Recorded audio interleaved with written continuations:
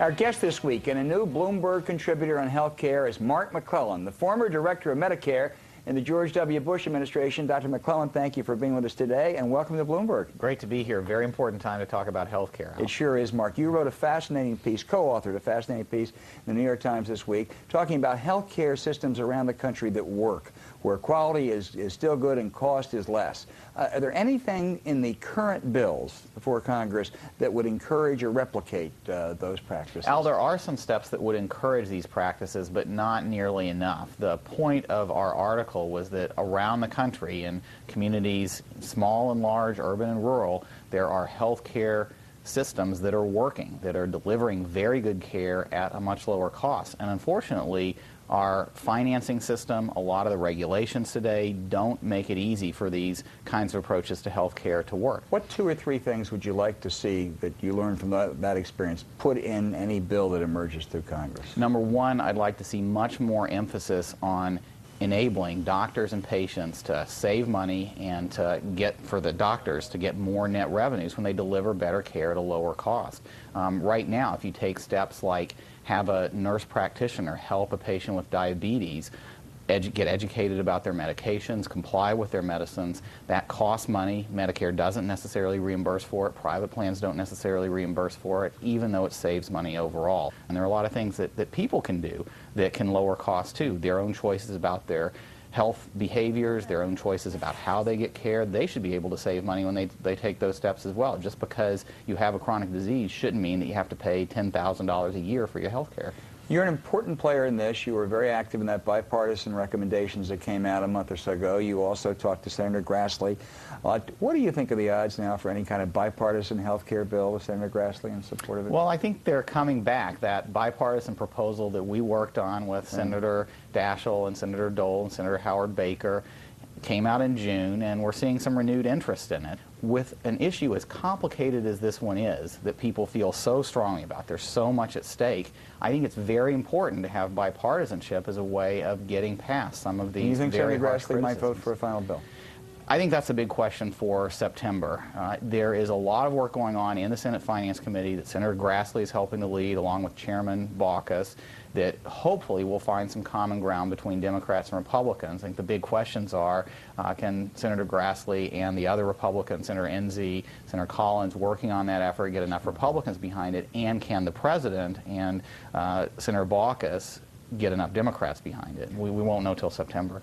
Mark, you know medicine, you also know economics. The CBO says that these House bills will add $200 billion to health care costs over the next 10 years. Peter Orszag, who used to run the CBO, says no, they're revenue neutral. Who's right? Well, it depends on how you count the numbers. Yeah. What Peter's doing now is not counting about $240 billion in additional payments to doctors in Medicare.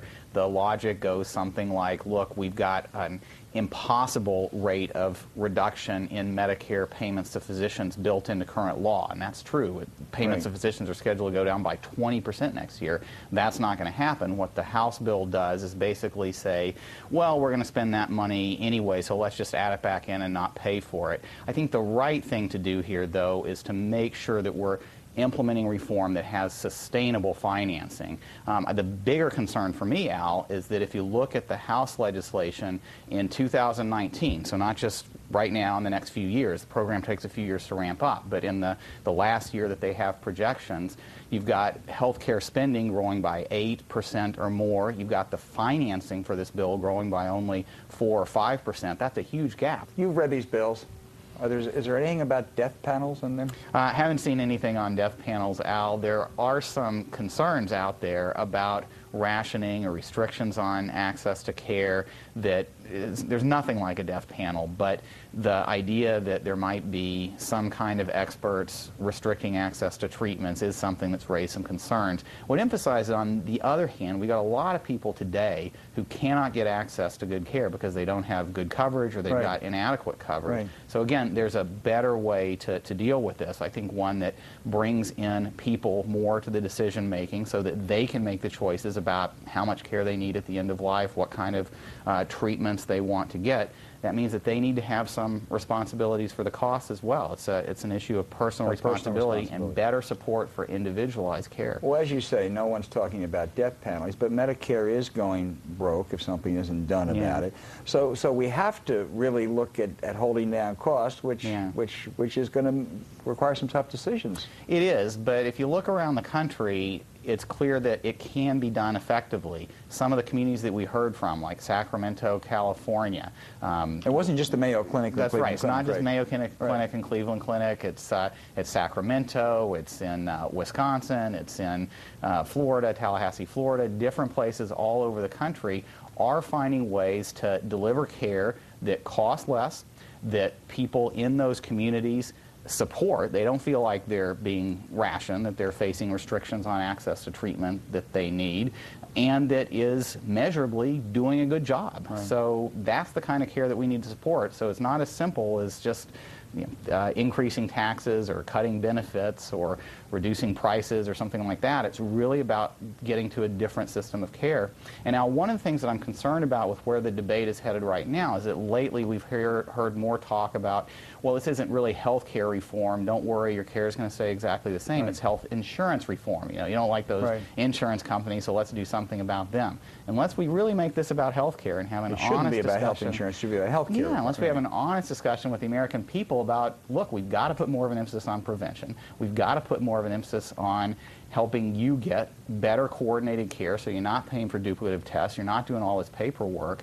We've got to change the way that health care works. We're not going to get to sustainable health care reform. Final question. Bloomberg found there were 3,000 health care lobbyists in a special survey we did. Now 6 for every member of Congress. In the end, is this going to come down to financial clout? I think that number may grow if if the controversy continues, if it looks like we're getting closer to legislation.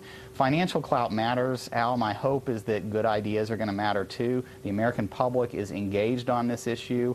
There's a lot of complaining about how we're not getting to the facts enough. Well, we've got an opportunity to do that in having this debate, and I hope that can take precedence over the role of lobbyists and the role of a lot of these inaccurate statements. Mark McClellan, we look forward to having you engage with us the next couple months in this fascinating dialogue. Thank you.